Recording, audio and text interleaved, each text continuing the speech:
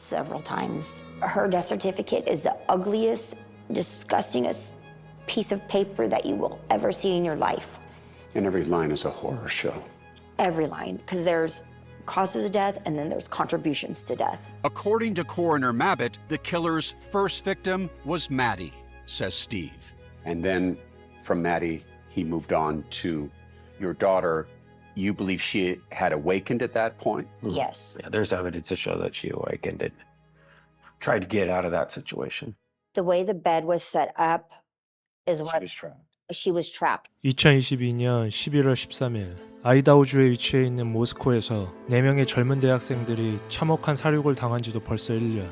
아직도 그들을 위한 사건의 진실과 결말은 멀리만 느껴집니다.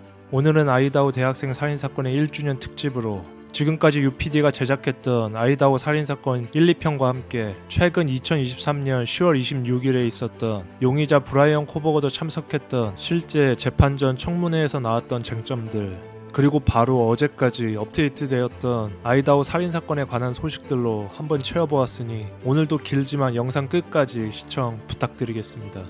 그리고 지난 영상에서 고액으로 후원해주신 여러분들께 너무 감사드립니다. 그럼 시작합니다. I'm at Charlie D'Amelio check. About it? Yeah.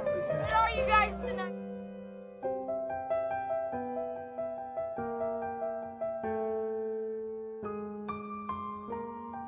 Asking for your help finding a car that was near the home where 4 U of I students were murdered. 4 University of Idaho students were found murdered, and police are telling students and residents. Did anybody do their chores today? Fuck, I'm just gonna do it.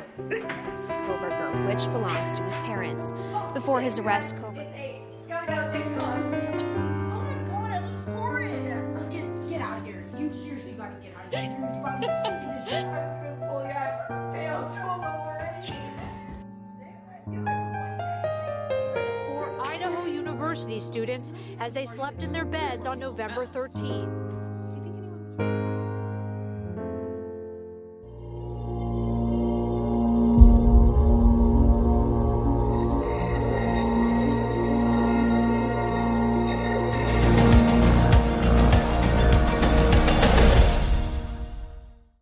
모든 아이다호 살인사건에 대한 소문이나 일반적이고 지나친 추측들을 배제하고 오로지 경찰의 진술서와 객관적인 과학적 증거물들을 토대로 제작했습니다. 그리고 영상 마지막 이 모든 비공개 사실들을 종합해서 설명해주는 UPD의 사건 비하인드까지 시청 부탁드립니다.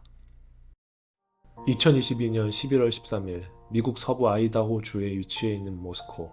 한적하고 자연경관이 뛰어난 모스코는 인구 2만 5천 명의 작은 도시로 근처 아이다호 대학에 위치해 있어 젊은 대학생들이 많이 살고 있었다. 그리고 모스코 안에서는 지난 7년간 살인사건이 발생하지 않았던 안전한 곳으로 유명하기도 했다. 11월 12일 오후 8시에서 9시 사이 1년 전부터 아이다호 대학에서 만나 교제를 하고 있던 20살 동갑내기 커플 제나 커노들과 에단 채피는 대학 근처 친구들이 초대한 파티에 참여해 놀고 있었다. 오후 10시에서 새벽 1시 30분 사이 어릴 적부터 소울메이트였던 20살 메디슨 모겐, 일명 메디와 21살 카일리 콩갈베스는 모스코 북쪽에 위치해 있던 코너 클럽에서 새벽 1시 30분까지 놀게 된다. 코너 클럽은 바 형식의 모스코에 위치해 있던 간단히 맥주나 술을 마실 수 있는 작은 펍이다. 그리고 새벽 1시 40분 살짝 오른 취기에 배가 고팠던 메디와 카일리는 근처에 있던 푸드트럭에서 까르보나라를 투고해 우버를 불러 집으로 향한다. 새벽 1시 45분 11월 13일 킹로드 숙소. 친구들과의 파티에서 돌아온 커플 에단과 제나. 늦은 새벽에 에단을 돌려보낼 수 없어 같이 제나의 방에서 자고 내일 아침에 돌아가기로 한다. 참고로 킹로드 숙소는 총 3층짜리 주택 구조로 총 5명의 아이다호 여자 대학생들이 살고 있었는데 제나, 카일리, 메디, 그리고 딜런, 그리고 베타니였다. 그리고 11분 후 새벽 1시 56분 우버에서 내린 카일리와 메디는 집으로 돌아와 카일리 방에서 같이 수다를 떨며 더 놀기로 한다.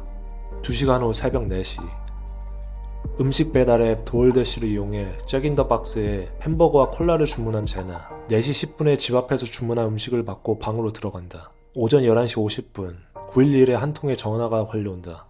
자신의 이름은 딜런 모텐슨이며 자신의 집에서 살고 있던 다른 3명의 친구들과 그 한 명의 남자친구 총 4명이 살해당한 것 같다며 울먹이며 전화를 걸어온다. 오후 12시 10분 경찰이 킹로드 숙소에 도착. 현장 보존을 위해 집 전체를 봉쇄하고 수사를 진행한다. 오후 6시 30분 CNN은 아이다호 대학생 4명이 한 집에서 칼에 찔려 사망했다 첫 보도를 시작한다. 집에는 총 6명의 대학생들이 살고 있었는데 2층에 2명, 3층에 2명의 대학생들이 흉기에 의해 무참히 살해당했고 용의자의 지문은 발견되지 않았으며 숙소의 창문들은 멀쩡했고 정문으로 들어온 것이 아닌 2층과 연결되어 있는 부엌에 딸려있던 슬라이딩 도어를 열고 침입했을 가능성이 높다고 보도한다. 그리고 1층에 살고 있었던 2명의 생존자들만은 죽이지 않고 2, 3층의 학생들만 살해하고 자신의 흔적을 모두 지우고 조용히 빠져나간 것을 보고 이 사건의 비정상적이고도 기이한 면을 부각시키며 보도를 끝맺는다. 그리고 보도 다음날 전 세계는 이 기이한 사건에 열광하기 시작한다. 12월 7일 사건 발생 23일 후 별다른 사건에 대한 실마리를 공개하지 않고 있었던 모스코 경찰국은 사건 발생 23일 후에서야 조그마한 공보물 하나를 언론에 공개, 일반 시민들에게 도움을 요청한다. 그것은 2011년형 혹은 2013년형 하얀색 현대 엘란트라 자동차를 모스코에서 목격하였거나 이런 차를 소유한 사람을 알고 있으면 즉시 경찰국에 제보해달라는 내용의 공보였다. 추후에 밝혀진 사실이지만 이 공보물 이후 수천 건의 제보 내용이 쏟아졌다 한다. 12월 30일 2023년을 이틀 남긴 금요일 새벽 2시경 경찰은 용의자의 체포영장을 갖고 수사팀과 함께 펜실베니아주 올브라이츠빌에 있는 용의자의 부모님 집에서 그를 체포한다. 1급살인 4건과 절도 1건이 그의 죄목. 그리고 경찰은 그 집에 주차되어 있었던 하얀색 현대 엘란트라를 압수한다. 마지막으로 그 용의자의 이름은 브라이언 코버거. 그는 불과 피해자들이 묵고 있던 킹로드 숙소에서 차로 20분 거리에 살고 있었던 올해 28세 워싱턴 주립대학교 범죄학 박사과정을 밟고 있던 대학원생이었다. 그리고 그의 이름은 미국 전역에 대서특필된다. 2023년 1월 3일 코버건은 펜실베니아 법원 심리회에서 아이다호 재판을 받기 위한 송환에 동의하고 다음날 1월 4일 펜실베니아 교정시설에서 나와 비행기를 타고 아이다호 라타 카운티 교도소로 이동 이후에 수감된다. 2023년 1월 5일 경찰의 진술서와 카운티 검사의 수사를 토대로 기소당한 코버건은 라타 카운티 판사의 재판 참석을 통보받기 위해 법원에 출두, 미 언론의 공식적인 첫 모습을 드러낸다. 그리고 라타 카운티 판사 메건 마셸은 그의 기소 혐의를 고지시키고 기소 내용의 최대 형량은 사형 혹은 무기징역이라 확인시켜준다. 그리고 차분하고 매우 정적인 감정 상태를 보인 코버건은 모든 내용을 이해했으며 불기소 재판을 받기 위한 보석금 설정 요청을 신청한다. 하지만 판사 메건은 이 사건의 엄중함과 잔혹성에 기초해 그의 신청을 기각한다. 그리고 이 사건의 결말은 아직 진행 중이다. 지금까지가 미 언론 보도를 토대로 한 아이다호 살인사건의 종합적인 타임라인. 충격 실화 파일은 2023년 1월 5일 라타 카운티 메건 판사에게 제출된 용의자 코버거를 재판에 붙이기 위한 실제 19장의 아이다호 경찰서의 진술서를 입수, 언론의 추측성 보도와 일본 왜곡된 사실을 전달한 유튜버 그리고 틱톡커들의 의견을 제외한 객관적이고 과학적인 아이다호 살인사건 재구성을 해보도록 한다. 먼저 일부 언론에서 밝힌 학생들의 름 구조와 그가 타고 다녔던 현대 엘란트라의 연식이 틀린 것으로 밝혀졌다. 현대 엘란트라 2011년에서 13년형으로 추적하고 있었던 경찰은 후에 그의 차량 등록증을 확인한 결과 2015년형 엘란트라로 밝혀진다. 그리고 킹로드 숙소의 룸 구조가 확인됐는데 맨 지상 1층 오른쪽 방은 생존자 베타니의 방이었고 2층의 2개의 방에는 각각 사나와 생존자 딜런의 방으로 확인됐다. 그리고 사나의 방에는 그의 남자친구 에단과 같이 자고 있었다. 마지막 꼭대기 3층의 2개의 방은 각각 카일리와 메디의 방으로 밝혀졌는데 사건 날 밤에는 푸드트럭에서 음식을 사온 카일리와 메디는 카일리 방 한 침대에서 같이 잠이 든 것으로 확인됐다. 2022년 11월 13일 사건 당일 새벽 4시 2층의 계단 옆 오른쪽 방에서 자고 있던 생존자 딜런은 3층에서 카일리가 그녀의 강아지와 놀면서 장난치는 소리를 듣는다. 그리고 몇 분 후 딜런은 다시 3층 카일리 방에서 여기 누군가 있어 라는 소리를 듣는다. 하지만 추후 경찰의 피해자들 폰을 포렌식한 결과 이 소리는 같은 2층에서 피살된 제나의 목소리일 가능성이 높다라고 추정된다. 이 소리를 들은 딜런은 누워있다가 문을 열어 3층 계단 쪽을 바라보지만 아무도 발견하지 못한다. 다시 방으로 돌아와 잠을 청하려던 찰나 다시 뭔가 소리가 들려 두 번째로 문을 열어본다. 그때 같은 2층에 있던 제나의 방에서 뭔가 울음소리가 들린다. 그리고 한 남성의 목소리가 들리는데 그는 괜찮아, 내가 도와줄게 라며 누군가에게 말한다. 동시에 새벽 4시 17분 제나방 불과 50피트 밖에 떨어진 CCTV에 흐느끼는 울음소리와 함께 쿵하는 소리가 녹음된다. 그리고 강아지가 짖는 소리도 같이 녹음된다. 경찰은 아마 그 강아지는 3층에 있던 카일리 애완견으로 추측하고 있다.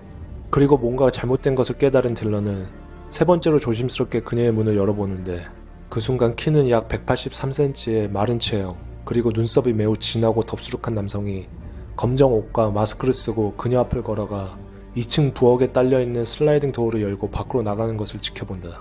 순간 엄청난 충격에 휩싸인 딜런은 자신의 방으로 들어가 문을 잠그고 한참을 나오지 못한다.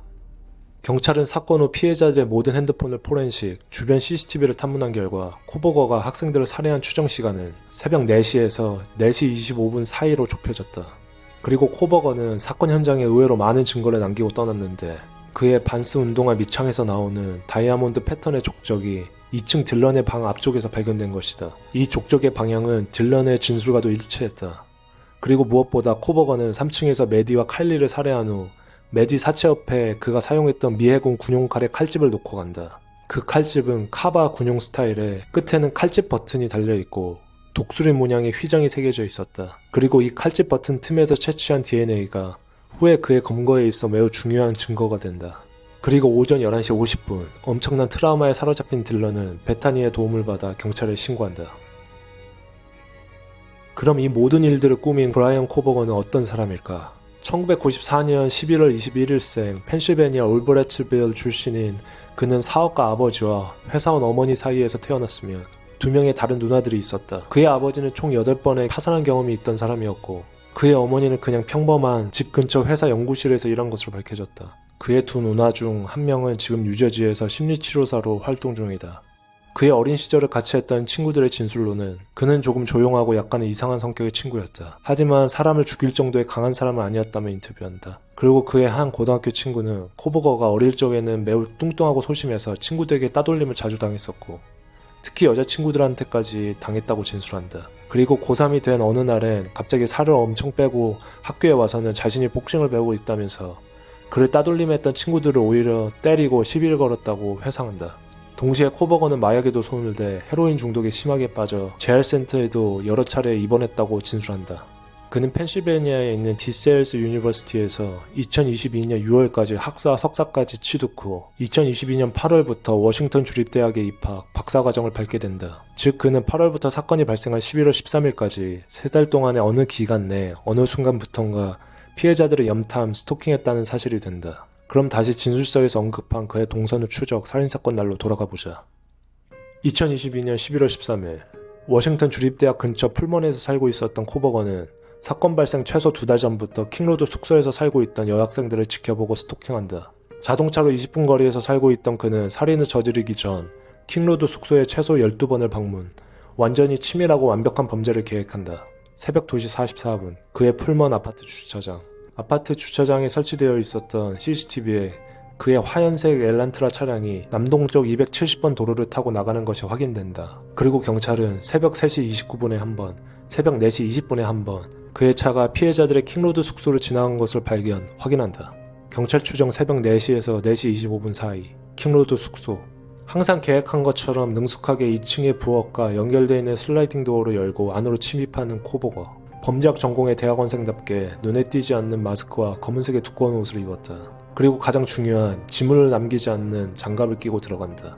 2층 부엌으로 침입한 후 거침없이 자신이 가장 바래왔던 순간을 위해 3층의 칼리 방으로 올라가고 무참히 카일리와 같이 잠을 자고 있던 메디까지 자신이 준비해온 군용칼을 가지고 살해한다.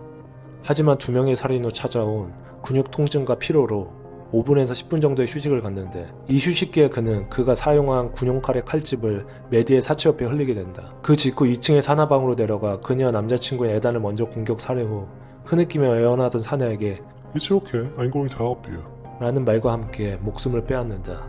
그리고 순간 광폭돼 있던 자신의 감정 상태를 추스리고 유유히 살해도구를 챙겨 나와 들어온 2층 부엌 슬라이딩 도어를 통해 다시 빠져나간다.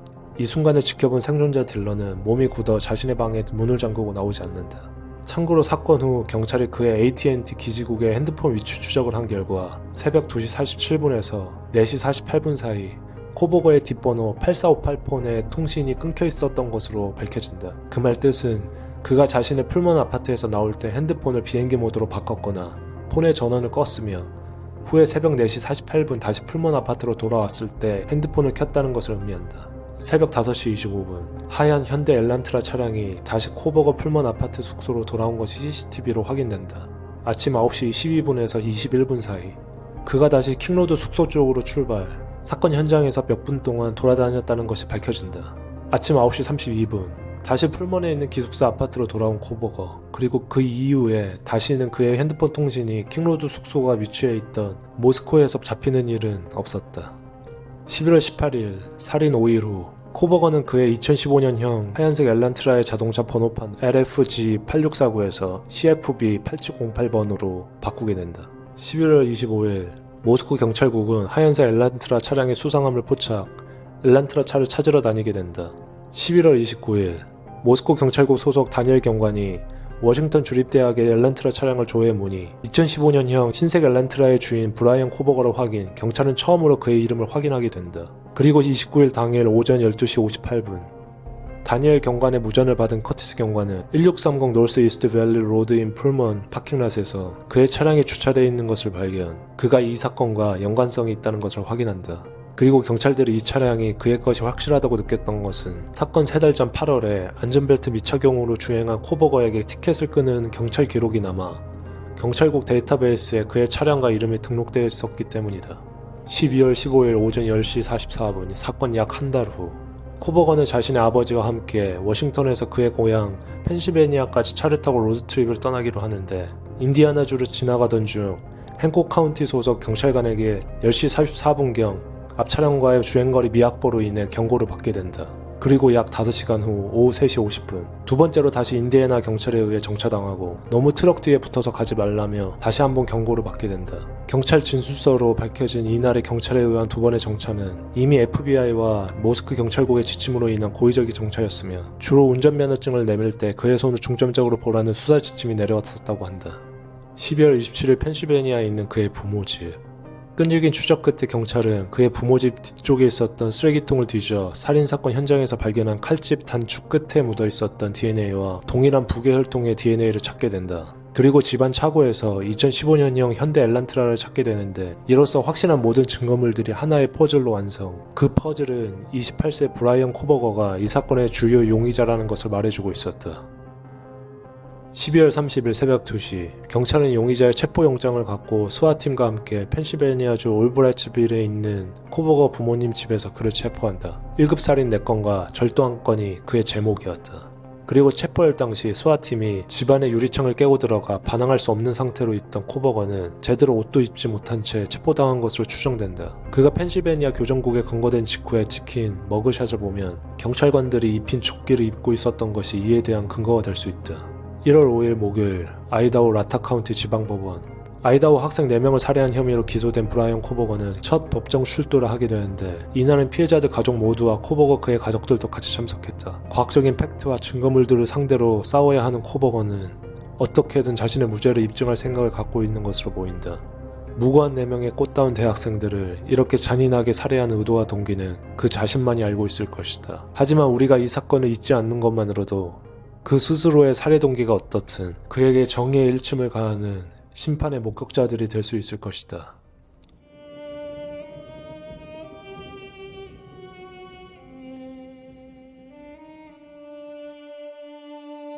안녕하세요. 충격실 라파엘의 UPD입니다. 지금 저는 미국에 거주하고 있는데요. 이 아이다호 사건은 지금 현재까지도 미국 내 가장 핫한 사건 중 하나입니다. 사건 초기부터 바이든 대통령까지 이 사건에 대해 언급할 정도로 너무나 뜨거운 케이스였는데요. 이 사건을 처음부터 끝까지 지켜본 사람으로서 거의 모든 기사들과 경찰의 진술서를 직접 읽어본 사람으로서 제가 결론 내린 이 사건의 몇 가지 점들을 알려드리려고 합니다. 이 사건의 초기에는 워낙 모스코 경찰들이 아무런 증거들에 대한 언급을 하지 않았었고 피해자들이 정확히 몇 번 방에서 어떤 식으로 살해당했는지도 밝히질 않았어서 초반에는 이 사건이 매우 기이하고 철저하게 계산된 차가운 살인사건이라는 점을 느꼈었습니다. 그리고 많은 사람들이 사건 후 5주가 넘어가면서부터는 정말 이 잔혹한 살인사건이 자칫 잘못해서 콜드케이스로 가는 것 아닌가라는 높아심도 들었었고요. 그럼 지금까지 대중들이 가장 궁금해하는 몇 가지 점을 짚어가면서 대해서 이야기를 해보죠. 첫째, 어째서 그는 2명의 생존자들을 남겨놓고 떠났나? 그것은 그 친구만이 알겠죠. 그 범인만이 알겠죠. 저희가 그 범인의 마음속을 들여다볼 수는 없으니까요. 하지만 살아남은 생존자였던 딜런과 베탄이 3층의 사체 훼손 정도, 2층의 족적, 2층에서 죽은 제나의 기록, 생존자 딜런의 목격 진술을 토대로 생각해보자면 확실한 건 3층에 있던 피해자들, 메디와 카일리는 무조건 자신의 살인 타겟 안에 있었던 것은 분명히 보여요. 코버거가 숙소 안에 침입한 후에 바로 올라간 곳이 3층의 방이었고, 살해를 한 후에 어떤 일이 생겼는지 2층의 제나 방에 들어가 에단과 그녀로 같이 죽이죠. 그런데 이전부터 딱 이 네 친구들만 타겟으로 했었기 때문에 죽이고 나왔다? 이 점은 조금 힘들어 보이고요. 어느 한 명을 죽이러 들어갔는데 그 다른 한 명이 같이 자고 있었다가 좀 더 말이 맞겠죠. 그날은 또 유독 각자의 방에 있었던 메디와 카일리는 같은 침대에서 잠이 들었고, 에단과 제나도 같은 한 방에 있었으니까요. 그리고 또 하나 확실한 건 2층의 제나는 분명히 사건 시간 잠에 들지 않았다는 거예요. 4시 10분에 도어대시에서 주문한 음식을 받으러 나간 기록이 있었고, 코버거의 살인 추정 시간은 오전 4시부터 4시 25분 사이니까 제네가 음식을 먹고 5분에서 10분 사이에 곧바로 잠이 든다는 것은 조금 현실적으로 힘들지 않을까. 그리고 생존자 딜런의 진술로도 제네의 방에서 흐느끼는 소리와 한 남자의 It's okay, I'm going to help you 라는 말을 들었기 때문에 에단은 몰라도 제나는 잠들지 않았었다는 것이 제 추측입니다. 그래서 제나와 그의 남자친구의 에단이 아마 경찰이 말한 4명의 희생자 중 2명의 사체에서 방어흔이 나왔다 하는 그 2명이 아닐까 조심스럽게 추측해보고요. 두 번째는 사건 발생 3주 전 이 킹로드 숙소 근처 3마일 정도 떨어진 주택가에서 살고 있던 12살 강아지 코디가 없어졌는데, 코디가 다음날에 피부가 다 벗겨지고 온몸이 훼손된 채 발견이 돼요. 죽어서. 근데 이 사건이 과연 코버거가 관계가 있을까? 저는 그다지 많지 않다고 봐요. 왜냐면 간단히 말하자면, 첫째, 코버거는 베건, 채식주의자였고, 둘째, 그는 사건날 카일리의 방에 있던 강아지만 죽이지 않고 유유히 빠져나갑니다. 만약 그가 동물들을 저렇게 학대하고 죽일 정도의 악의가 있었다면 분명 그날 카일리 방에 있던 애완견을 죽이고 나왔을 것이고, 평소 채식주의자인 점도 어느 정도 동물에 대한 애정이 있었을 가능성이 있다고 봅니다. 물론 제 추측이고요.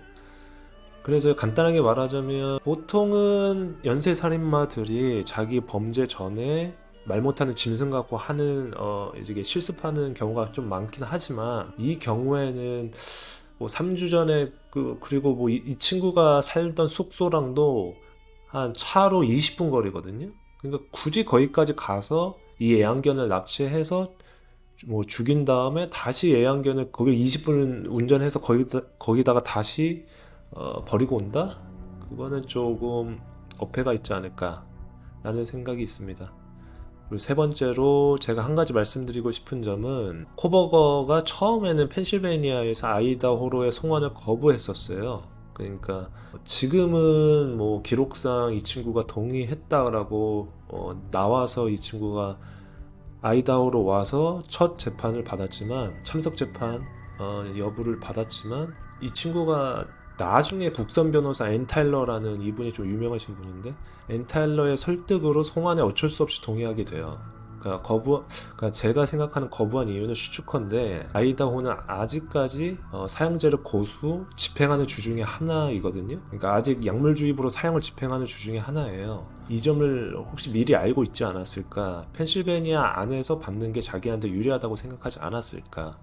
하지만 재심으로 무죄를 받아낸 전적이 있던 변호사거든요. 앤 타일러라는 분이. 그리고 국선 변호사고요. 코버거는 그다지 돈이 많은 사람이 아니었어서, 대학원생인데 무슨 돈이 있겠어요. 그래서 국선 변호사가 붙었는데 앤 타일러가 하겠다고 했던 것 같고, 앤 타일러의 말대로 송환에 동의하는 게 재판에 조금이나마 유리하다고 느끼지 않았을까 추측을 해봅니다. 코버거 인스타 계정이 진짜였겠느냐 질문들이 꽤 있어요, 인터넷상에. 근데 제가 알아본 결과 이거는 폴란드에서 만든 가짜 계정이에요.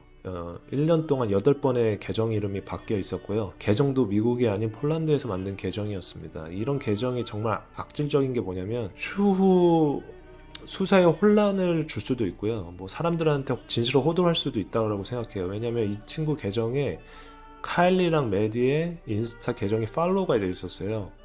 만약 이 팔로우 되는 시점을 알아낸다면 이 친구가 살인 전에 했다고 하면 타겟팅이 이 친구 2명일 가능성이 높아지는 건데 이거는 가짜 계정이기 때문에 언급할 가치조차도 없었던 거죠. 네. 그리고 범행 몇 달 전 2022년 5월에 이 친구가 한국으로 따지자면 네이버 지식인 같은 데에다 자신의 대학원 논문에 관한 리서치에 대한 설문조사를 올려놨는데 특히 이 연구는 당신의 경험 전반에 걸쳐 당신의 생각과 감정에 중점을 두고 가장 최근의 범죄 행위 뒤에 숨겨진 이야기를 이해하고자 합니다 라면서 시작을 하거든요. 저는 이런 리서치를 이렇게 퍼블릭하게 올리는 것 자체가 코버거가 이 레딧에 올려놓은 리서치가 바로 자신이 얼마나 살인에 대해서 탐닉하고 탐구하는지를 알려주는 점 같아요. 그러니까 사이코패스의 성격과 비슷한 점이 많은 코버거가 타인의 감정과 마음을 읽는데 매우 부족하기 때문에 이런 리서치나 연구를 통해 타인의 마음을 읽고 싶어 한 것은 아니었는지 이런 점들을 추측할 수 있고요. 이 점이 자신이 항상 어릴 적부터 탐닉했던 살인과 접목되면 어떤 식으로 발현이 됐는지 타인은 어떻게 되는지 궁금해했을 거예요. 그리고 확실히 이때 5월의 리서치가 11월에 자신의 살인에 어느 정도 기여했다고 보여지거든요. 좀 이게 소름 끼치는 이런 짓들을 많이 한 것 같아요, 이 친구가. 애초에 그리고 목격자로 지목된 사람들 몇 명이 있었어요. 네티즌의 뇌피셜로 해서 이제 범인일 것이다 라고 추측됐던 사람들, 카일리를 스토킹한 사람들, 매디의 남자친구 잭, 그리고 카일리의 전남친 잭, 2명의 이름은 같지만 성이 달라요. 그리고 생존자 2명에 대한 추측, 그리고 카일리랑 매디를 태우고 집에 내려줬던 우버 기사까지 지금 알아본 결과 경찰은 이미 수사 초기에 모두 각자의 알리바이를 확인을 해요. 그러니까 애초에 카일리를 스토킹한 사람들이라고 했던 사람들이 바에서 카일리를 뒤쫓아서 2명이었는데 이 2명의 남자가 뒤쫓아서 이제 스토킹을 했다. 이게 딱 한 번이었는데 이 사람들까지 추적을 해서 알리바이를 확보를 해요. 스토킹한 사람들 더 있을 수도 있었겠죠. 그리고 남자친구들은 말할 것도 없이 남자친구들은 이미 자기네 집에서 다 자고 있었고, 그다음에 생존자 베타니와 딜런은 너무 수사 협조를 잘했고 초기에 이 모든 사건을 알린 사람들도 이 생존자 애들이었고, 그리고 알리바이도 다 확인이 됐고 물질적인 증거로 인해서 얘네들은 혐의가 없다라는 걸 이미 수사 초기부터 알고 있었습니다, 경찰은. 그래서 이 사람들은 용의자가 아닌 게 분명하고요. 제가 코버거에 대해서 한 가지 더 말씀드리고 싶은 게, 아마 코버거가 매디와 제나를 알 수도 있었을 것 같아요. 그 이유는 코버거가 펜실베니아에서도 그랬듯 자주 바 형식의 펍을 자주 다녔어요. 펜실베니아에서 그가 자주 다녔던 The Seven Sirens라는 펍에서 그가 진상짓을 많이 해서 블랙리스트에 올라가 있었고, 이거는 언론 보도가 많이 돼 있어서 알고 계시는 분들은 있을 텐데, 한 여성은 점원에게 무시를 하고 하대를 하기도 했다고 해요. 욕까지 하면서. 그래서 펍의 사장한테 불러 나가서 경고를 받고, 코버거가 네가 도대체 무슨 얘기를 하는지 모르겠다 나는, 그러면서 철면피 같은 소리를 하면서 그때 이후로 그 펍에 다시는 가지 않았다고 하거든요. 이때가 석사 할 때인데 이 친구가 디셀 유니버시티에서. 근데 석사를 2022년 6월에 마치고 8월에 박사를 하러 워싱턴 주립대학에 오게 돼요.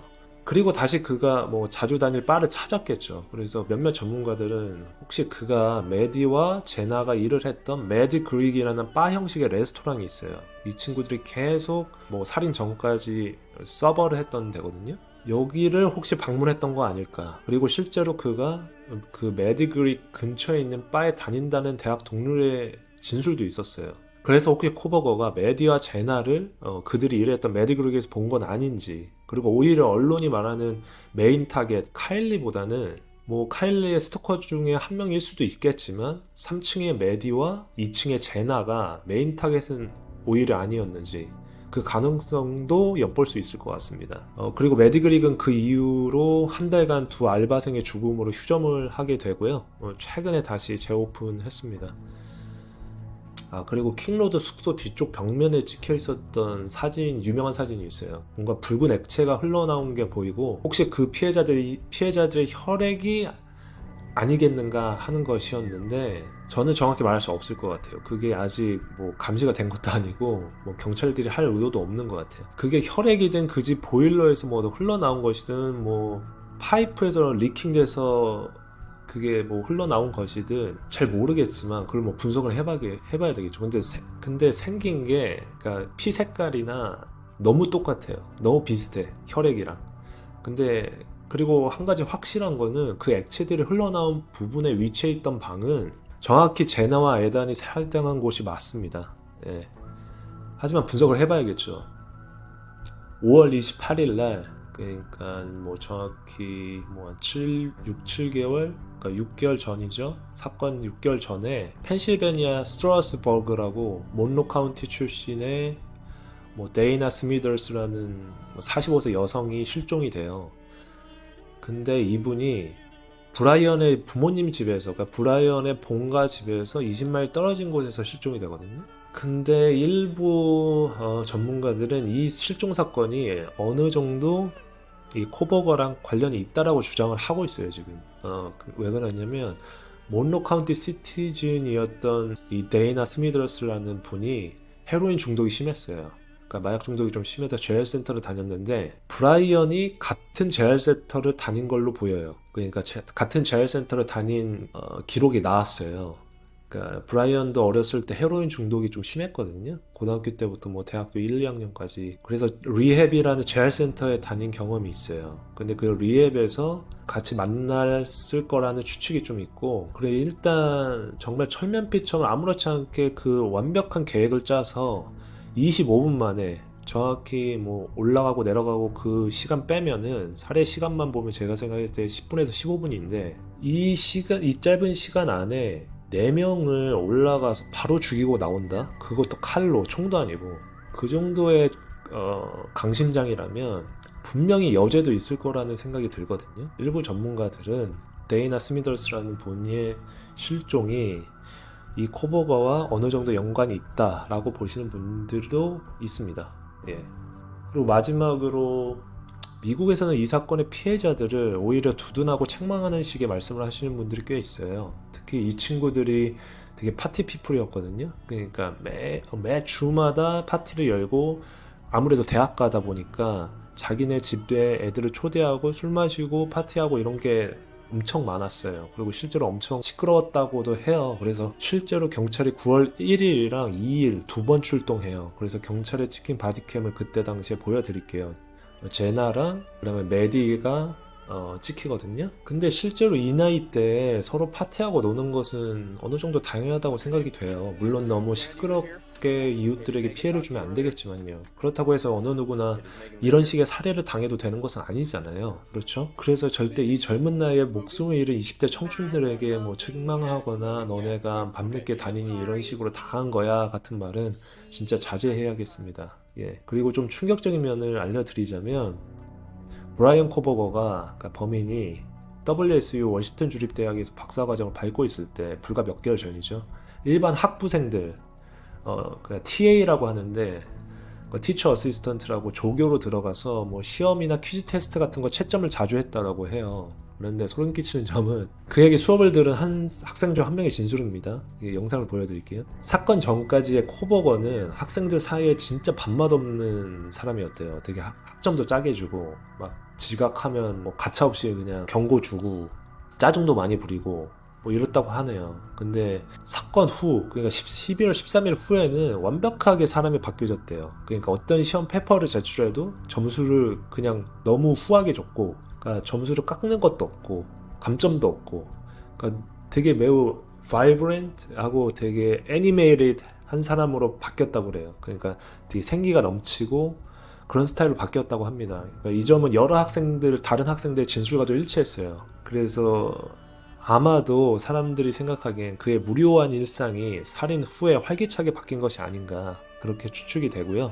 그리고 제가 종합적으로 브라이언 코버거라는 사람을 평가를 했을 땐, 그러니까 어릴 적 집단 따돌림과 선천적인 타고난 기질에 의해 철저히 사회관이나 여성관이 왜곡된, 그러니까 매우 자존감이 낮고 타인의 감정을 읽기 어려운 사이코패스 특징을 가지고 있는 인물이라고 생각이 돼요. 특히 여성에 대해 증오심이 높았던 것으로 보이는데 어릴 적 여학생들에게 괴롭힘을 당했던 점, 그리고 펜실베니아에서 학교를 다닐 시절 더 세븐 사이런스 바에서 여성 직원에게 욕을 하면서 하대한 점, 그리고 실제로 석사를 밟고 있을 무렵 펜실베니아에서 같은 여학생과 수업 중간에 도로 지나칠 정도로 언쟁을 높여가면서 싸웠던 점, 그 싸우면서 너는 여자인데 뭘 알아? 이런 식으로 하대를 많이 했다라고 해요. 그래서 이제 그 여학생이 학교 쪽에다 이 친구를 고소를 많이 하거든요. 처벌을 좀 내려달라고. 네, 실제로 그게 기록이 있습니다. 그리고 중고등학교와 대학교를 통틀어 정식적으로 여자친구라는 사람이 한 명도 나오지 않았어요. 지금까지 미디어에서나. 그리고 속마음을 터놓고 지낼 수 있을 만한 한 명의 베스트 프렌드도 없었다는 점. 그리고 언론에 지금까지 한 명도 나오지 않았었고요. 러닝메이트라는 사람들은 조금 나왔어요. 근데 그 사람은 이 친구의 소울메이트는 아니잖아요. 그러니까 어렸을 적부터 마음을 터놓고 얘기할 만한 친구들은 없어 보여요. 그래서 그의 사회성 결여와 함께 여성에 대한 왜곡된 인식관을 이런 점들을 유출을 해서 갖고 있었다고 말할 수 있을 것 같아요. 그리고 그는 70년대 테드 번디 범죄와 비슷한 점이 많은 것 같습니다. 같은 젊은 20대 청년이었고 테드 번디는 법학을 전공하고 코버거는 범죄학을 전공한 수재였고요. 주로 잠을 자고 있는 여성의 방으로 들어가 날카로운 칼로 살해를 했다는 점도 비슷하고요. 하지만 코버거의 착각은 그때는 70년대였고 지금은 2023년이라는 겁니다. 그는 50년 동안의 과학수사의 진일보한 발전은 말할 수도 없고요. 그는 아마도 자기는 빠져나갈 수 있을 거라 생각했겠지만 의외로 허술하게 많은 증거들을 남겨버렸죠. 예를 들자면 살해 가기 전 핸드폰 추적을 피하기 위해 전원을 끈 것, 그리고 다시 살해한 후에 집으로 돌아와 킨점을 줄 수가 있겠는데요. 그 약 2시간 반의 시간 동안의 통신 기록이 사라진 것이 어떻게 보면 경찰들에게는 확실한 물증이 된 셈이죠.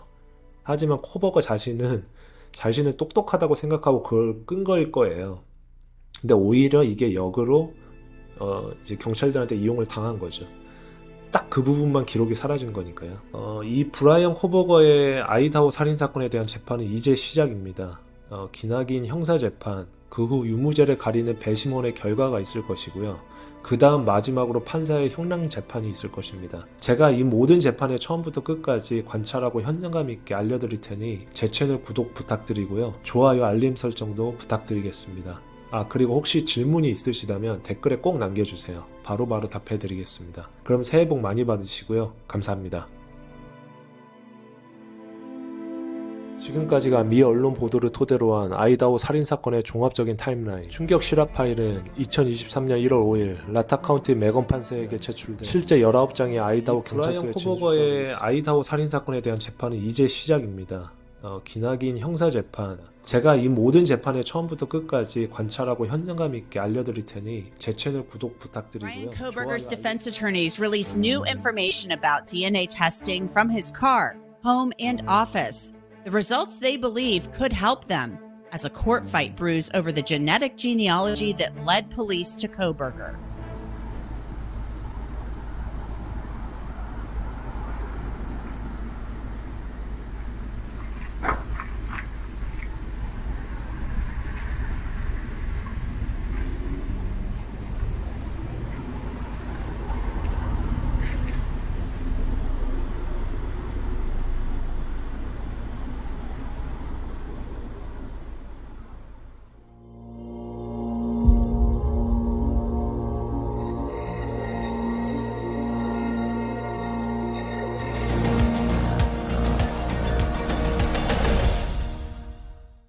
지난 영상에서 후원해주신 구독자분들 모두 너무 감사드립니다.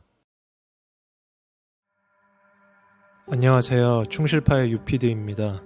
지난 2022년 11월 13일 우리는 미국 아이다호주의 모스코에서 벌어진 아주 끔찍한 사건을 마주해야 했습니다. 아이다호 대학을 다니고 있던 젊은 4명의 대학생들이 한 집에서 무참히 살해당한 사건이었는데요. 사건 자체가 매우 잔인하고 미스테리한 요소들이 많아 전 세계적으로 이슈가 되었던 사건이었습니다. 이번 영상은 그 아이다호 살인사건의 후속 영상으로 용의자 브라이언 코버거가 구속된 이후에 새롭게 밝혀진 여러 팩트들과 그 팩트들의 분석으로 인한 현재 미국 여론의 추이, 그리고 앞으로의 용의자 브라이언 코버거의 변호인단과 아이다호주 검사들이 어떤 쟁점으로 서로 재판에 임할지 분석하는 시간을 가져보려 합니다. 참고로 이 영상의 신뢰성을 위해 현재 아이다호 재판부로 제출된 아이다호 검찰과 코보거의 변호인의 모든 공적 서류들을 검토해 보았습니다. 첫 번째, 타임라인. 그럼 일단 지금까지 일어났던 이 아이다호 사건과 관계된 전체적인 타임라인에 대해 알아보겠습니다. 참고로 이 타임라인은 여러 크로스 체크로 여러 차례 확인된 지금 현재까지 완벽한 팩트로 밝혀진 내용입니다. 11월 12일 오후 8시 57분 카일리는 자신의 인스타그램에 한 장의 사진을 업로드, 집 현관에서 미소 지으며 서 있는 자신과 다른 5명의 친구들 사진이었습니다. 그녀는 이 사진과 함께 매일 이런 친구들과 함께하기에 저는 너무 행운아예요 라며 글을 남깁니다. 그리고 추후에 이 사진과 글은 그녀와 친구들의 마지막 인스타 사진이 되어버립니다. 그리고 그날 밤 제나와 제나 남자친구였던 에다는 함께 다른 친구 집에 홈파티로 놀러가고 카일리와 메디는 집 근처 마을 펍으로 놀러 나갑니다. 11월 13일 새벽 1시 41분경 마을 펍 근처로 나온 카일리와 메디는 근처 푸드트럭의 CCTV에 포착됩니다. 이 시간쯤 다른 룸메이트 제나와 에단도 새벽 1시경에 이미 숙소로 돌아온 것이 확인됩니다. 그리고 새벽 2시 26분에서 52분 사이 카일리의 남자친구인 잭에게 여러 차례 전화가 온 것이 밝혀집니다. 총 10통의 전화가 걸려왔는데 카일리는 받지 않습니다. 그리고 그날 새벽 2시 44분 브라이언 코보거로 등록된 하얀색 현대 엘란트라 자동차가 워싱턴 주립대학의 기숙사 근처에서 CCTV에 녹화되었습니다. 그 차량은 워싱턴주 풀먼 마을과 인근 아이다호주 모스크를 연결하는 중간도로인 SR 270번 도로로 향하는 것이 확인됩니다. 그리고 추후에 밝혀진 사실로 그의 핸드폰의 신호는 몇 시간 동안 아이다호의 기지국에서 확인됩니다. 오전 4시 10분에서 4시 25분 사이 숙소에서 총 4명의 피해자 학생들이 용의자에 의해 살해당합니다. 모두 매우 날카로운 칼에 의해서 죽음을 당했고 3층에서는 메디와 카일리가 2층에서는 제나와 에단이 살해당하죠. 참고로 2층 왼쪽 방에는 생존자 딜런이 잠에서 깨어있는 상태였고 1층 오른쪽 방에는 베타니가 자고 있었습니다. 동시에 4시 20분 이후부터 숙소 근처에 용의자의 차로 보이는 흔적들이 CCTV로 목격되었고 1시간 후인 새벽 5시 25분에는 워싱턴 풀먼에서 다시 한번 목격됩니다. 11월 13일 사건 약 8시간 후 생존자 딜런은 911 신고 전화를 하고 경찰은 약 오전 11시 58분에 숙소로 출동해 수사를 시작합니다. 3일 후인 11월 16일 목요일 희생자들에 대한 경찰 부검 결과가 발표되었는데 그들의 죽음은 모두 칼에 의한 자창으로 공식 확인됩니다. 하지만 공식적으로 피해자들의 부검으로 판단한 사실만을 가지고 그들이 누구부터 공격을 받았는지는 섣불리 판단할 수 없다며 공식적인 발표를 합니다. 그리고 메디의 방에서 용의자의 것으로 보이는 군용 칼인 카바 나이프 칼집이 떨어져 있었고 그 단추 끝에서 용의자의 DNA를 발견합니다. 12월 7일 경찰은 공식적으로 하얀색 현대 엘란트라 차량에 대한 정보를 언론에 공개합니다. 12월 15일 워싱턴에서 자신의 본가인 펜실베니아로 아버지와 함께 로드트립을 하고 있던 코보거의 차량을 경찰이 고의적으로 2번 정차하게 만듭니다. 물론 정차를 한 이유는 다른 목적이 있었고 그 목적은 코보거의 손을 확인하고 바디캠에 담아내기 위해서였습니다. 다시 말해 그의 손에 작은 자창이나 흔적이 남아있지 않을까 하는 증거 수집을 목적으로 함이었습니다. 12월 30일 새벽 1시 30분경 펜실베니아 지역경찰과 FBI는 펜실베니아주 올브라이트빌의 한 가정집에서 28세의 범죄학 대학원생 브라이언 코보거를 체포합니다. 그 집 근처 쓰레기통에서 입수한 코보거의 DNA를 표집하고 분석해본 결과 사건 현장에서 발견된 카바 군용집 단추에서 입수한 DNA의 부계혈동 정보가 일치함을 알아낸 것이었습니다. 새벽에 체포되는 순간에 브라이언 코보거는 매우 침착했으나 영혼이 가출한 듯 멍을 자주 때리고 있었고 경찰에게 혹시 다른 용의자도 수사선상에 있는지 물어보았다고 합니다.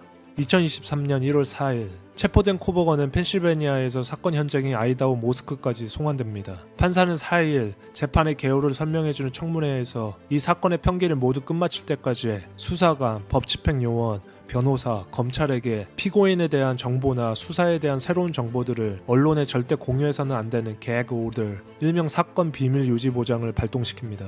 참고로 이 개그 오더는 재판 전 미리 피의자가 받을 수 있는 언론과 여론의 마녀 사냥을 방지하기 위한 목적으로 피의자의 방어권 차원에서 발동됩니다.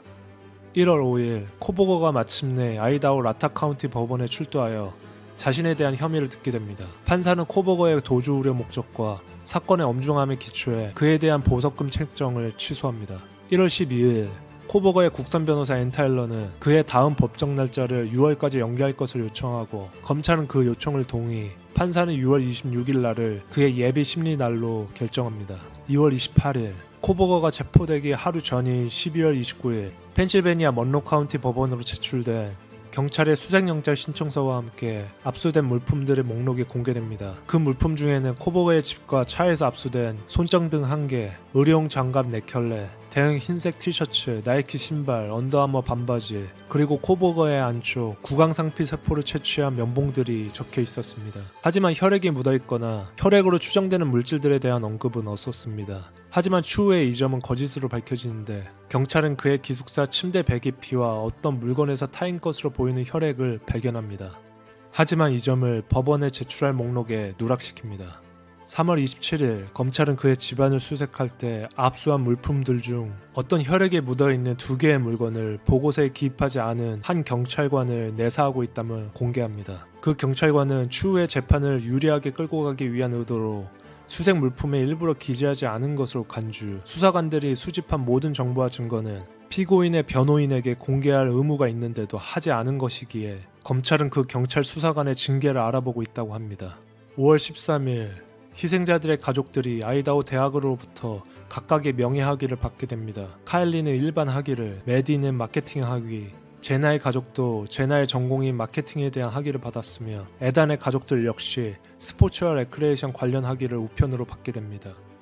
5월 16일 이 사건의 대배심은 코버거를 절도 및 4건의 살인 혐의로 23인의 배심원단 중 거의 다수가 찬성을 함으로써 코버거는 기소가 되어 정식 재판으로 붙여지게 되었습니다. 그리고 이 기소의 이유는 그가 피해자들을 고의적이고 악랄하며 매우 계산적으로 사전 계획과 악의를 가지고 각각의 희생자들을 살해했다고 보고 있습니다.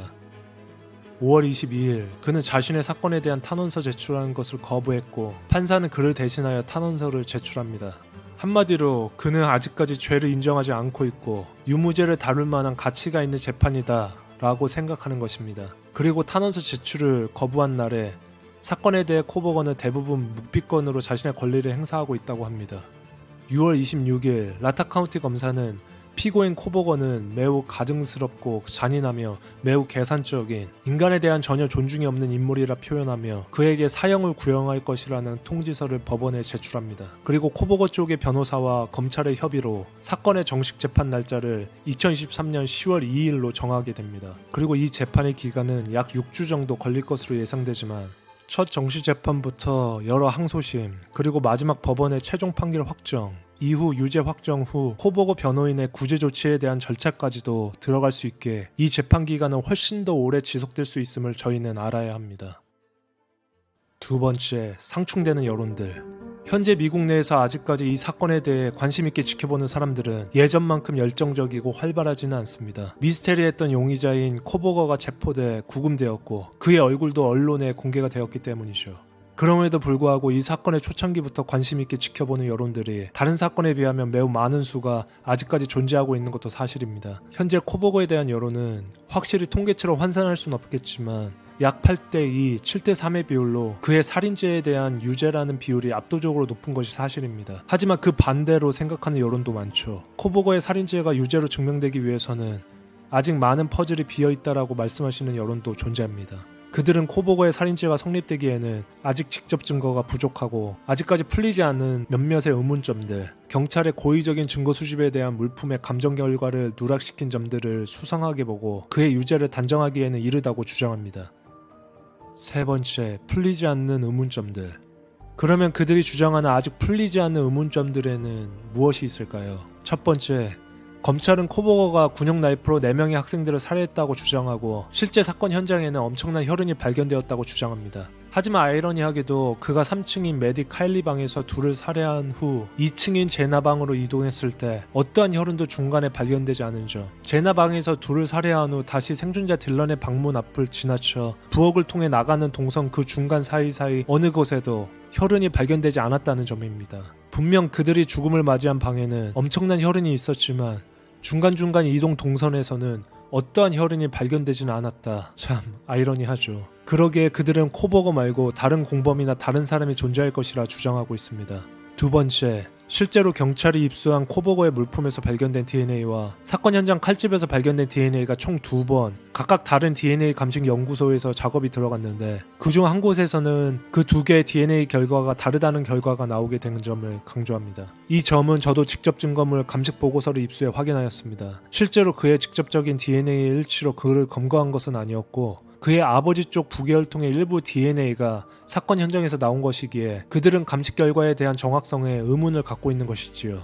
그리고 결정적으로 추후에 밝혀진 사실로 사건 현장이었던 피해자들의 숙소에는 총 3개의 각각 다른 남성들의 DNA도 발견됩니다. 집안에서 2명의 다른 남성의 DNA가 발견되었고 집 현관 근처에서 발견된 장갑에서 한 신원 미상의 남성 DNA 한 점이 발견되었습니다.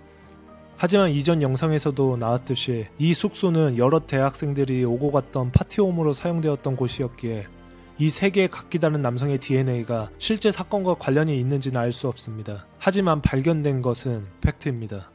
세 번째, 생존자 딜런의 설명되지 않는 행동에 집중합니다. 실제로 생존자 딜런은 사건 당시 깨어 있었고 범인의 눈과 눈썹을 목격한 유일한 생존자입니다. 하지만 그녀는 사건이 일어난 직후에 신고하지 않고 약 8시간 후인 정오에 경찰에 신고를 합니다.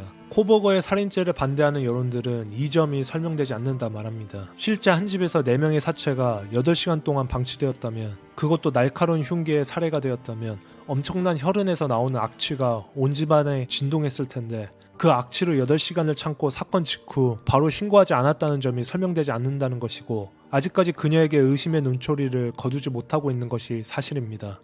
마지막 4번째, 경찰 내부에서 그에게 추후 재판에서 불리하게 작용할 수 있는 증거물들에 대한 정보들을 코버거의 변호인에게 일부러 보여주지 않고 있다는 점을 들고 있습니다. 그렇게 앞선 타임라인에서 확인할 수 있었듯이 몇몇의 경찰들에 대한 내사가 착수했다며 보도가 나오고 있었던 것입니다. 경찰과 검찰 입장에서는 최대한 자신들이 수집한 증거물을 변호인단들에게 늦게 보여줘야 변론에 대한 준비를 약화시킬 수 있기에 이런 점들을 이용하는 것으로 보입니다. 이렇게 몇몇의 의문점들이 브라이언 코버거의 살인죄가 성립하지 못하는 이유를 알려주고 있다며 그의 살인죄는 무죄라고 주장하는 사람들의 의견들을 살펴보았습니다. 분명 그들도 심적으로는 코버거가 범인일 가능성이 높겠으나 지금까지 밝혀진 사실들만으로는 오제이 심슨 사건처럼 살인죄에 대한 유죄는 받지 못하고 종국에는 무죄로 풀려날 가능성을 조심스럽게 전망하고 있는 것입니다.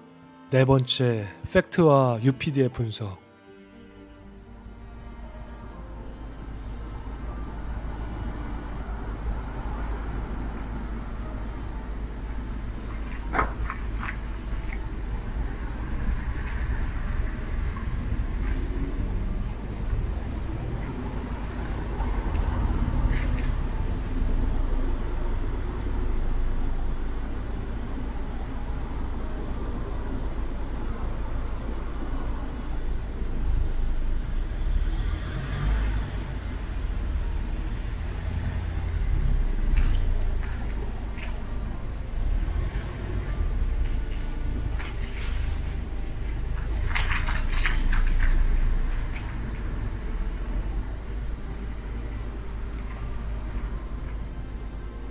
이 영상은 불과 제 이번 영상 업로드 바로 일주일 전 이 CCTV를 설치한 한 주택 소유자로 추정되는 사람이 업로드한 영상으로 많은 전문가들은 여기서 포착된 차량이 바로 코버거의 하얀색 엘란트라 차량이 아닐까라며 추측하고 있습니다. 그의 살인 추정 시간과 카메라에 찍힌 장소가 바로 사건 현장 바로 옆 건물이었기 때문입니다. 이 영상에서 찍힌 CCTV 영상뿐만이 아니라 그가 이 사건의 완벽한 범인이라는 단서는 이 밖에도 여러 보입니다. 그가 생활하고 있던 워싱턴 대학의 기숙사에서 새벽 2시 40분경에 기숙사를 나오는 모습이 찍힌 그의 차 모습, 사건 시간대에 그의 핸드폰 기주국 신호 기록들, 군용칼 칼집에서 발견된 그의 부계혈통의 DNA는 아무리 중간중간 DNA 감식에 대한 문제점들이 많다 하더라도 검출이 된 것은 사실이기에 매우 결정적인 그의 유죄 입증에 대한 증거는 확실해 보입니다. 그리고 그가 뜬금없이 자신의 자동차 번호판을 사건 후 2주 만에 교체했다는 점, 집안과 차 안을 꼼꼼히 청소하는 것을 보았다는 증언들, 뜬금없이 자신의 아버지와 본가인 펜실베니아로 이동하려 했다는 점, 그의 행동이 사건 전으로 매우 극적으로 바뀌었다는 대학원 지인과 그의 학생들의 증언들, 이 밖에도 검찰은 이미 이런 증거들 외에도 엄청 많은 증거들을 이미 확보해놨다는 자신감을 내비치고 있습니다. 하지만 팩트였다 루머로 밝혀진 것들도 있었는데 그가 아직까지 피해자 4명의 학생들을 미리 알고 있었고 스토킹하고 있었다는 점은 밝혀지지 않았고 아직 알 수 없습니다. 검찰이 그가 체포된 직후 언론에 흘린 사실에는 그의 인스타 비공식 계정에는 카일리와 메디나, 제나 중 몇 명을 팔로우하고 있었다라며 보도하였지만 추후에 이 점들이 사실이 아닐 수도 있다라는 정정보도를 내기도 하였으며 제나와 메디가 알바를 하던 레스토랑에서 코버거르 사건이 일어나기 몇 달 전부터 목격했었다는 증언을 한 종업원이 추후에는 거짓말을 아주 잘하는 사람이며 신뢰해서는 안 된다는 그 레스토랑 사장이 공식적인 인터뷰를 하기도 합니다. 하지만 이런 루머에도 팩트는 존재합니다. 코버거는 사건 당일 그 숙소를 타겟팅해서 직접 20분간 운전을 해 그들의 숙소를 맴돌았으며 사건 직후에도 몇 시간을 왔다 갔다 한 기록이 포착되었기 때문입니다. 그 말 뜻은 사건 당일에는 분명 그가 그들을 면밀히 스토킹한 것은 팩트라는 점입니다. 그리고 코버거의 과거가 다시 회자되기도 했는데 그가 19살이었던 2013년 여동생 멜리사의 휴대폰을 훔친 절도 혐의로 코버거의 아버지의 신고로 체포되어 기소된 전력이 나왔습니다. 그는 보석금을 대신 내주기 위해 온 아버지에게 쓸데없는 짓을 하지 말라며 아버지에게 엄중 경고했다는 것이 주변 지인들의 목격 증언이기도 합니다. 참고로 그때 당시 그는 마약 중독에서 벗어나기 위해 재활원을 다니고 있는 중이었습니다.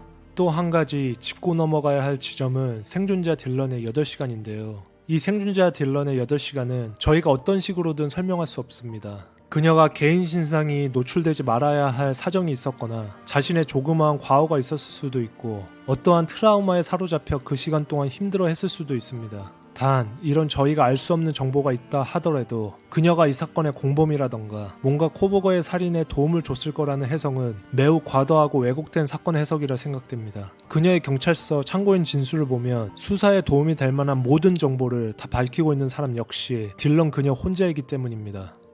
마지막으로 제가 생각하는 코버거의 심리 상태입니다.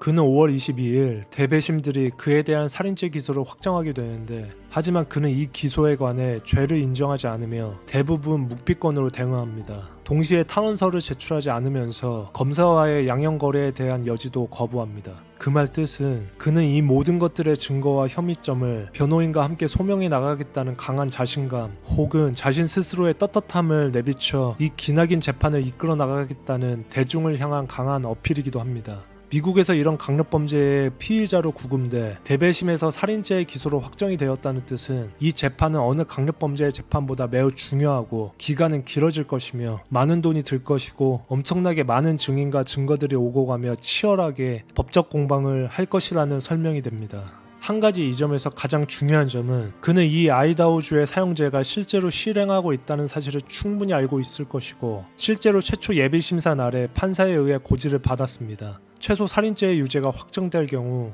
그는 사형을 선고받을 가능성이 높은데 만약 그가 사형을 실제로 선고받는다면 언제가 될지는 모르겠지만 처형을 당할 위기에 놓일 것입니다. 그리고 참고로 이번 년 7월 1일부터 아이다호주는 현존했던 약물 주입형 사형제를 좀 더 처형의 형식이 강화된 총살형으로 법규를 변경합니다. 만약 코버거가 탄원서를 제출하고 자신이 저지르지 않았던 이 범죄들에 대한 유죄를 인정, 양형 거래에 동참했다면 성문법에 의존하는 미국의 형사사법 제도 안에서 최소한 그의 목숨은 부지될 가능성이 높았을 것입니다. 하지만 그는 이 모든 것을 거부합니다. 오히려 이 기나긴 시간과 많은 돈, 높은 세간의 이목을 끌 수 있는 살인죄 재판을 택하게 되죠. 그의 전공은 범죄심리학 대학원생이었고 어릴 적부터 이런 세간의 이목을 끄는 살인죄 재판을 직접 공부하고 연구해온 그는 이제서야 이 모든 것들을 비로소 몸소 체험할 수 있는 기회가 눈앞에 있게 된 것입니다. 그는 정말 이 모든 것을 두려움으로 맞아 너무나 억울하고 애처로운 긴장된 상태일까요? 아니면 너무나 차분하고 예전부터 꿈꾸던 순간을 실현하는 사람의 감정 상태일까요? 참고로 그는 현재 약 6개월간의 유치장 생활 후의 모습이 검거 전의 모습보다 체중이 늘고 몸의 형태가 훨씬 더 좋아진 것을 느낄 수 있었고 그래서 현재 미디어들은 상태가 더 좋아진 그의 모습에 사뭇 당황하기도 한 모습입니다. 여러분들의 생각은 어떠하신가요? 그는 이 모든 역경을 뚫고 자신의 무고함을 밝혀낸 사법제도의 피해자일까요? 아니면 무고한 대학생들을 칼로 무자비하게 도륙한 사이코 살인자일까요? 이 코보거의 살인 재판은 대배심원죄로 소배심원죄와 달리 모든 재판은 비공개로 진행됩니다. 하지만 어떤 재판도 완벽한 비밀 재판이라는 것은 성립될 수 없고 여전히 미디어로 재판의 일거수일투족이 흘러들어갈 것입니다. 그리고 다시 한번 말씀드리자면 일단 이 23명의 대배심원들이 생각하는 코보거의 살인죄는 매우 근거가 높고 신빙성이 높기에 그를 이번에 살인죄로 기소하기로 결정한 것인데요. 그래서 이번 년 10월 2일부터 시작될 정식재판의 사건의 유무죄와 선고는 재판부가 추후에 결정하게 됩니다. 10월 2일의 첫 재판 이후 충격 실화 파일의 아이다호 살인사건의 후속 영상은 계속해서 이어집니다. The world is a darker place without them, but the light of their love and memories will always guide us all. Maddie has truly been a blessing in our lives. Watching her grow and mature into the amazing woman she become is truly priceless in our hearts. Santa, you will not be forgotten. You have impacted so many lives and have given people so much love. I hope I can make you proud and try to leave an impact on this world and on people like you did. If you knew Ethan, he was never angry about anything. He would never get upset. You couldn't upset him ever. We're just heartbroken, and we know it's just going to take time for everybody to heal. If that's possible. I just pray that it is. 다음 사건 파일이 궁금하시다면 구독, 좋아요. 2023년 10월 26일 아이다호 라타 카운티 법원 브라이언 코보거의 변호인들이 신청한 아이다호 검사의 코보거에 대한 살인죄 기소를 기각해야 한다는 소에 대한 청문회. 이날 변호인들과 함께 청문회에 참석한 코보거의 상태는 여느 때와 같이 여유롭고 자신감이 차있는 상태였습니다. 원래는 올해 5월에 10월 2일 날로 잡혀 있었던 재판 날짜는 코보거의 변호인들이 아이다호 검사들이 코보거를 기소한 것을 취소해야 한다는 소를 제기함으로써 무기한 지연이 됩니다. 그리고 그 취소해야 한다는 소에 대한 청문회를 10월 26일에 하게 된 것이고요. 이 변호사들이 신청한 소에는 약 3가지의 큰 이유를 들어 검사 측의 기소에 반발하고 있는데요. 첫 번째는 이 재판의 심판자가 될 대배심을 맡게 될 사람들이 이미 여러 언론에 의해 편향되고 왜곡된 사건에 대한 해석을 하고 있을 것이기에 이 재판은 취소되어야 한다고 주장합니다. 이날 코보거의 변호인들은 약 100년 전에 사건의 판례까지 들고 나와 대배심들에 대한 편향된 사고들이 정확하게 분석되어야 할 그들의 이성적 사고들을 오염시킬 수 있다며 주장합니다. 두 번째는 코보거의 DNA가 나온 칼집에 대한 신뢰성을 부정하고 이미 사건 현장 하우스에서 발견된 코보거의 DNA 말고도 다른 2명의 신원미상의 DNA가 발견되었기에 아이다호 검사들이 그를 기소한 것은 매우 어리석고 너무 성급한 일이었다고 주장합니다. 그리고 무엇보다도 코보거가 사건이 일어났던 11월 12일 밤부터 13일 새벽까지 그의 핸드폰 기지국 신호가 사건 현장 근처에서 약 12번의 기록으로 확인된 것에 대해서는 그의 변호인들은 이렇게 반박합니다. 피고인 브라이언 코보거는 평소부터 약간은 기이한 취미를 갖고 있었는데 그것이 항상 새벽에 자신의 차를 끌고 인근 여러 지역을 돌며 드라이브를 취미식으로 즐겼다는 것이었습니다. 따라서 그 사건이 벌어졌던 11월 12일부터 13일 새벽까지 역시도 그는 단지 여러 지역을 자신의 차로 드라이브를 한 것일 뿐 그 하우스에는 절대 들어간 적이 없다 반박합니다. 하지만 그 시간 이런 그의 주장을 뒷받침해줄 증인이 있냐는 물음에는 그런 증인은 아직 찾을 수 없었다며 이 주장을 증명할 수 없음을 인정합니다. 마지막 세 번째는 검찰이 재판 전까지 제출해야 할 그에 대한 기소 혐의 증거들을 충분히 내놓지 못하고 있고 계속해서 언론 플레이만을 하고 있다며 변호인 자신들이 코보거를 제대로 변론할 수 없게 방해한다는 주장을 하고 있습니다. 하지만 검찰 역시 브라이언 코보거의 변호인들이야말로 그의 의뢰인에 대한 기소를 벗겨내기 위한 충분한 증거를 전혀 내놓지 못하고 있으며 사건의 본질에 대한 답변만을 피하고 있고 재판 날짜를 계속해서 연기하기 위한 수단만을 사용하고 있다며 반박합니다.